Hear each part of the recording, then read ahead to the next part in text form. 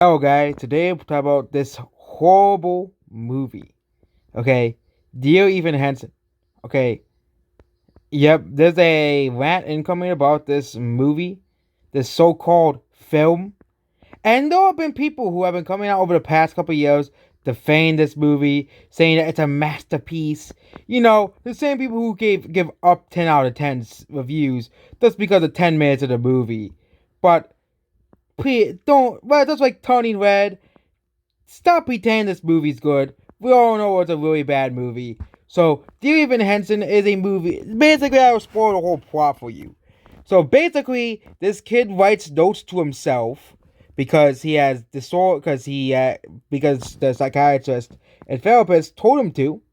So, he has to write notes to himself, and everybody hates him. Okay, and he basically steal the bully. So happens to steal his note away. Okay, this is the whole part of the movie. And basically, the bully kills himself. And basically, the kid, Evan Henson. I don't think his name is Dear. His name is not Dear Evan Henson, but the movie's called that.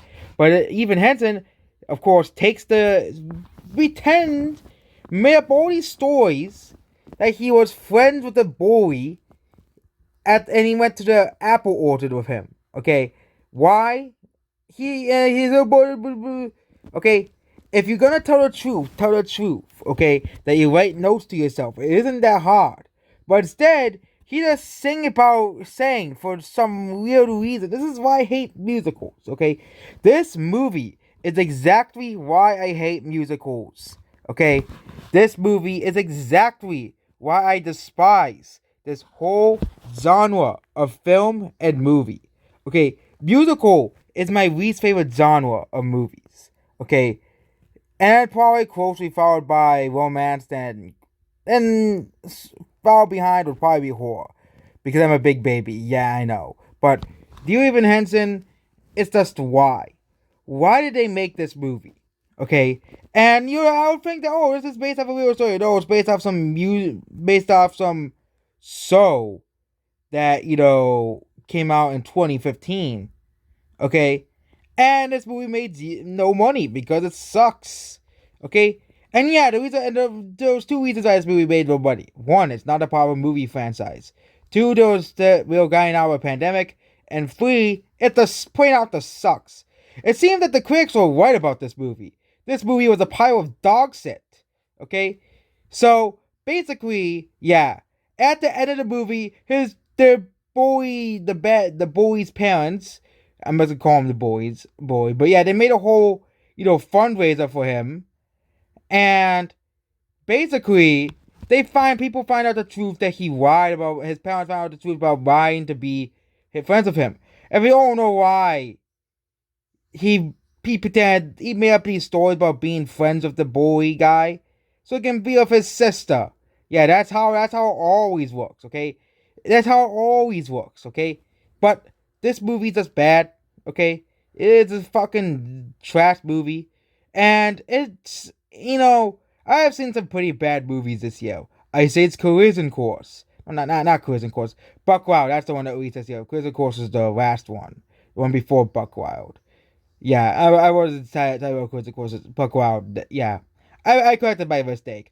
I say it's Buck Wild, Accent Point, Dragon Ball Evolution, and the Craft Legacy. I haven't reviewed the Craft Legacy, and I probably will never review it.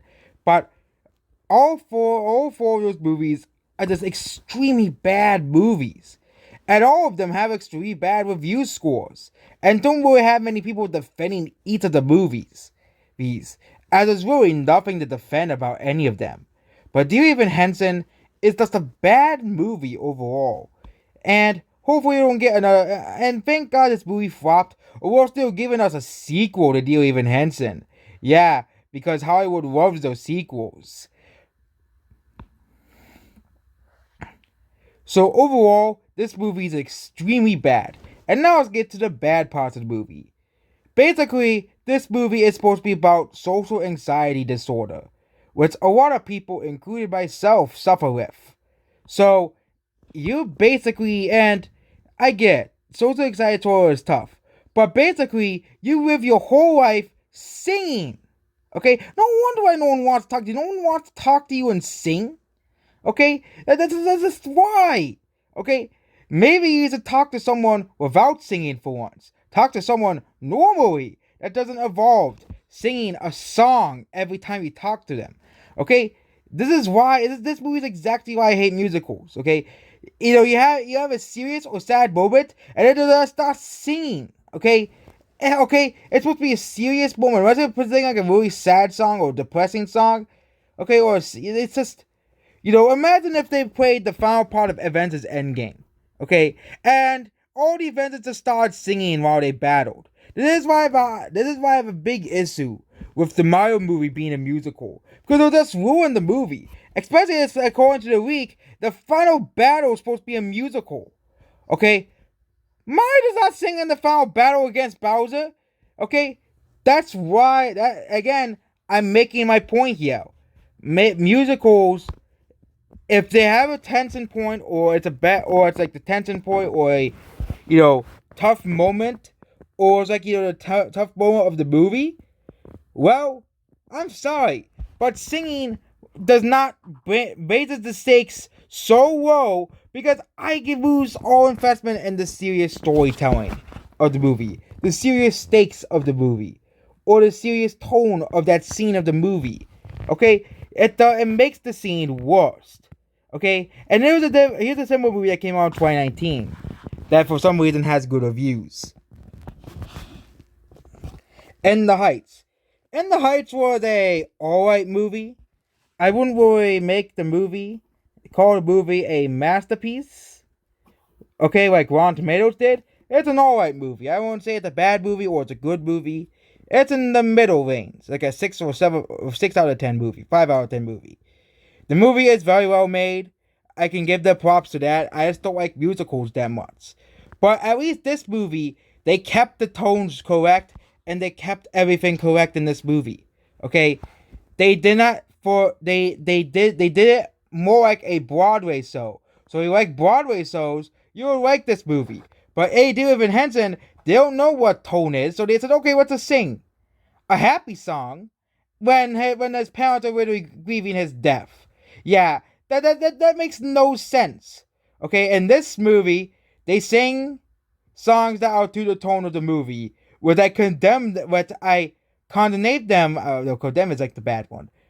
I basically congratulate them for doing. And the best examples of this are like Disney movies. They sing songs when they need them to be sung, not whenever the director says, what's this for song in a depressing scene of the movie. Though they sing them basically when they say, there's a space for a song as well. And same thing with Bohemian Rhapsody, which is a masterpiece because it's about Queen, one of the greatest bands of all time as well. So overall, Dear Evan Hansen is a complete disgrace of a movie. And unless you like musicals that much, Dear Evan Hansen is a movie worth skipping. So goodbye.